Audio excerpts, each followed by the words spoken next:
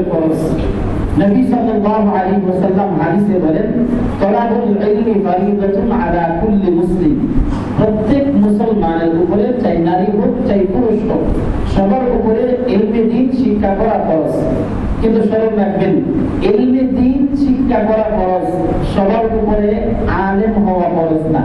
আলেম হওয়া সবার উপরে ফরজ, আলেম হওয়া সবার জন্য ফরজ না। ইলমে দ্বীন শিক্ষা করা সবার জন্য ফরজ। কতটুকু? এজন্য মুহাদ্দিসিনে কেরাম, মুফাসসিরিনে কেরাম ইলমের শিক্ষার স্তরটাকে তিনটা ভাগে বিভক্ত করেছেন। একটা হলো ইলমে দ্বীনের প্রাথমিক শিক্ষা, একটা হলো ইলমে দ্বীনের মাধ্যমিক শিক্ষা, একটা হলো ইলমে দ্বীনের উচ্চ স্তরের শিক্ষা। ইলমে দ্বীনের প্রাথমিক শিক্ষা স্তর, পরিধি, পরিমাপ হলো যেই পরিমাণ ইলম অর্জন করলে একজন মুসলমান সে স্বাভাবিকভাবেই নামাজ পড়তে পারে। যে পরিমাণ ইলমে দ্বীন অর্জন করলে পাক নাপাক জানতে পারে, বুঝতে পারে, পবিত্রতা অর্জন করতে পারে, নাপাকি থেকে বেঁচে থাকতে পারে। যেই পরিমাণ ইলমে দ্বীন অর্জন করলে রোজা রাখা অবস্থায় কোন কোন জিনিস খাইলে বক্ষণ করলে রোজা ভেঙে যাবে, এই জিনিসটা তার ধারণাই মোটামুটি থাকে। যেই পরিমাণ ইলম অর্জন করলে ওযু করার বিশুদ্ধ পদ্ধতিটা সে জানে, এই পরিমাণ ইলমে দ্বীন অর্জন করা প্রত্যেক নর নারী মুসলমানের উপরে ফরজ। কিন্তু আলেম হওয়া কি ফরজ? আলেম হওয়া ফরজ না। এই কথাটাই রাসূল বলেছেন, তলাবুল ইলমি ফারিদাতুন আলা কুল্লি মুসলিম।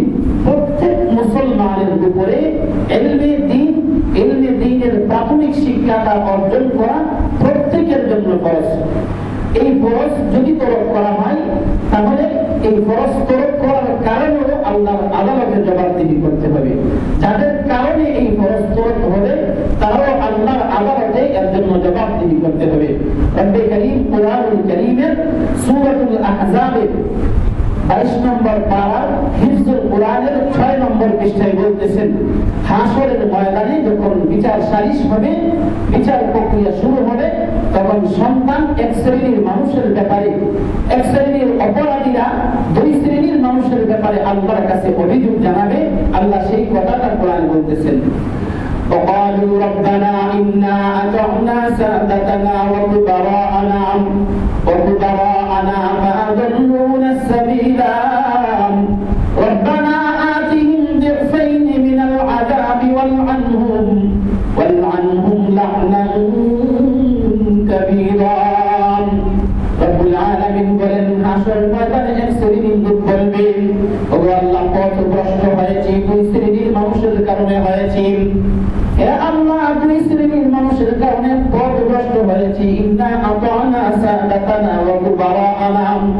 আমরা আমাদের নেতাদের অনুসরণ করতাম, রাষ্ট্রীয় নেতার অনুসরণ করতাম, রাষ্ট্রের যেই নেতা ছিল সেই নেতার অনুসরণ করতাম, দলের নেতার অনুসরণ করতাম। দলের নেতা ইসলামের বিরুদ্ধে কথা বললে আমিও ইসলামের বিরুদ্ধে অবস্থান নিতাম। দলের নেতা আলেমদের বিরুদ্ধে অবস্থান নিলে আমিও আলেমদের বিরুদ্ধে অবস্থান নিতাম। আসেনি এরকম কর্মী সমাজে? এরকম কর্মীরা হাসরের ময়দানে বলবে, হে রব্বে কারীম রব্বুল আলামিন, দলের নেতা, আমার ওয়ার্ডের নেতা, আমার জেলার নেতা, আমার মন্ত্রী, আমার এমপি, আমার প্রধানমন্ত্রী ইসলামের বিরুদ্ধে অবস্থান নেওয়ার কারণে তার অনুসরণ করে আমি ইসলামের বিরুদ্ধে অবস্থান নিয়েছিলাম। মাদ্রাসার বিরুদ্ধে অবস্থান নেওয়ার কারণে আমি আমার দলীয় নেতার অনুসরণ করে মাদ্রাসার বিরুদ্ধে অবস্থান নিয়েছিলাম। ওগো আল্লাহ, যদি আমাকে এই অপরাধের শাস্তি দিতেই হয়, আতিহিম দিফাইন, যে নেতার অনুসরণ আমি দুনিয়ায় করেছিলাম, ওই নেতাকে দ্বিগুণ শাস্তি দেন। কে বলবে এই কথা? কর্মী বলবে। দলের কর্মী তার নেতার বিরুদ্ধে অভিযোগ দিয়ে বলবে, আমার নেতাকে দ্বিগুণ শাস্তি দেন, এরপরে আমাকে শাস্তি দেন। এক ব্যাখ্যাম আর এক ব্যাখ্যা মুফাসসিরিনে কেরাম লেখেন, রব্বানা আতিহিম দিফাইনি মিনাল আযাবি ওয়াল আনহুম লা'নান কাবীরা সাদাতানা ওয়া কুবারানা।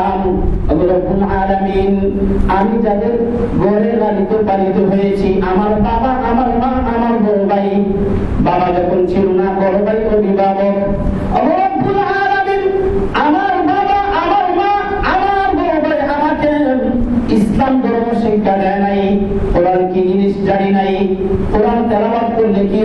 হবে জানি নাই, ইসলাম সম্পর্কে ধারণা ছিল না।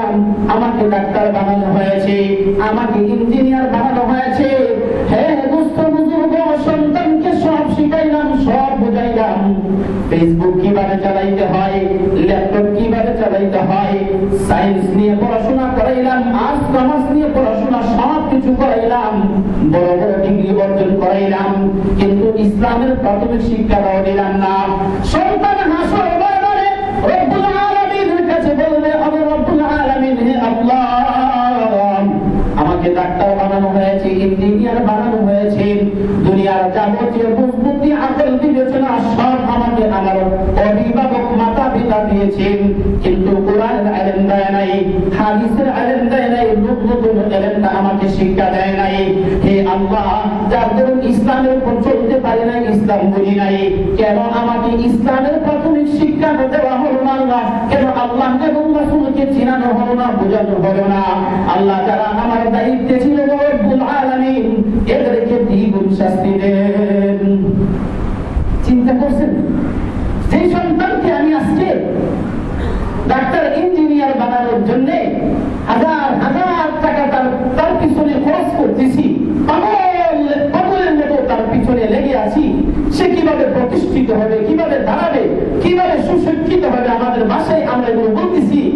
ওই সন্তান এই ইসলাম না শিখার কারণে, ইসলাম তাকে না জানানোর কারণে, ইলমে দ্বীনের প্রাথমিক শিক্ষাটা তাকে না দেওয়ার কারণে হাসর ময়দানে সে রবের কাছে অভিযোগ করবে, হে আল্লাহ, আমাকে ইলমে দ্বীনের প্রাথমিক শিক্ষাটা কেন দেওয়া হয় নাই?